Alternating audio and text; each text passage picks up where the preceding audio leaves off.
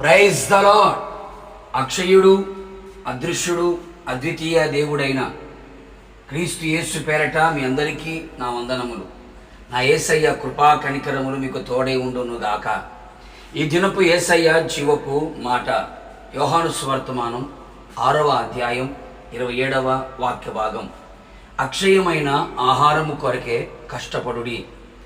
ఈ లోకము శాశ్వతము కాదని ఎరిగి శాశ్వతుడైన యేసయ్య వైపు చూచుచు ఆయన అడుగు జాడలలో నడుచుచు శాశ్వతమైన రాజ్యం వైపు పరిగెడుతున్న నా దేవుని రాజ్య సంబంధులారా, పరలోకమే మన గమ్యము గురి అయి ఉన్నది.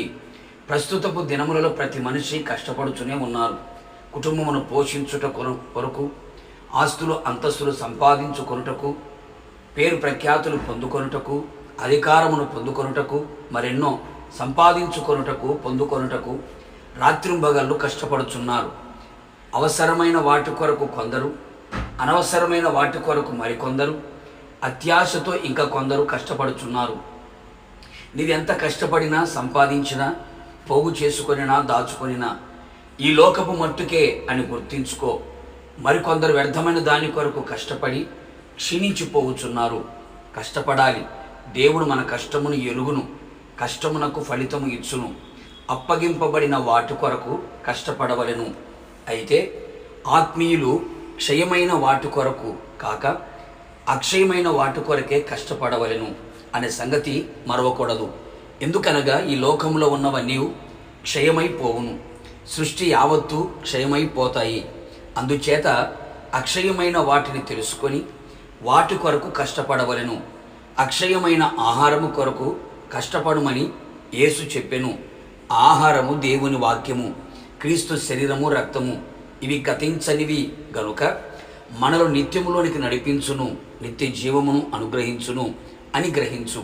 అంతేగాక సాధువైనట్టియు, మృదువైనట్టియు, గుణము అను అక్షయమైన అలంకారము అంతరంగ స్వభావములో ఉండునట్లు కష్టపడవలెను. ఈ దేవుని దృష్టికి విలువగలది అని తెలుసుకో. అక్షయమైన, నిర్మలమైన, వాడబారనిదినైన స్వాస్థ్యము మనకు కలుగుతుంది అని గుర్తించిన వారమై అక్షయమైన వాటిని సంపాదించుకొనుటకు కష్టపడెదము. ఈ క్షయమైపోయే శరీరం అక్షయతను ధరించుకొనవలెను. అప్పుడు విజయమందు మరణము మృంగివేయబడును. ఈ విధముగా అక్షయతను శరీరముగా మారునట్లు సువార్త వలన మనలో ఉన్న పాపము ద్వారా కలిగే మరణము నిరర్థకమైన ఎడల అక్షయత వచ్చును.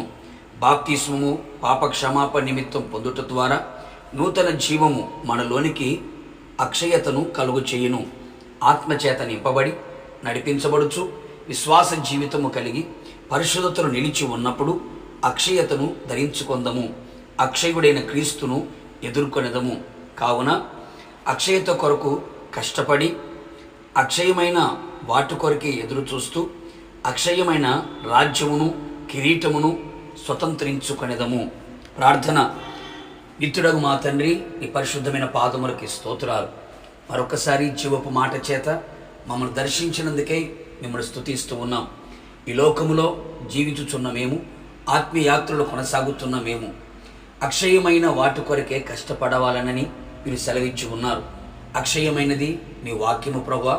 మీ వాక్యమును సంపాదించుకొని, దాచుకొని, కూర్చుకొని మీరు అక్కడ వరకు నిలిచున్నట్లుగా కృప దయచేయండి.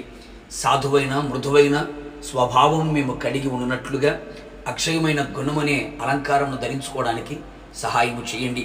మారు మనస్సు పొంది, బాప్తిసం పొంది, ఆత్మచేత నింపబడి ఈ శరీరం అక్షయత కలిగినదై లేపబడినట్లుగా, పునరుత్థానము చెందినట్లుగా మీరే కృప మెండుగా నిండుగా దయచేసి మీరు అక్కడికి మమ్మల్ని అందరినీ సిద్ధపరచమని యేసు నామములో అడిగి పొందుకొని ఉన్నాము తండ్రి.